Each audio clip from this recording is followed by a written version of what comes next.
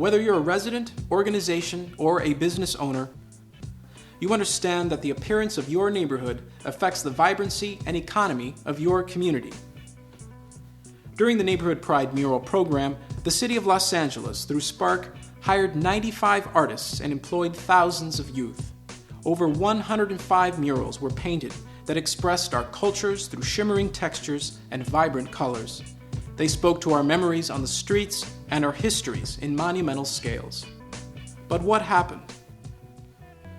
After the city canceled its public art programming and made the production of new murals illegal on private property, much of our city space became covered with ads.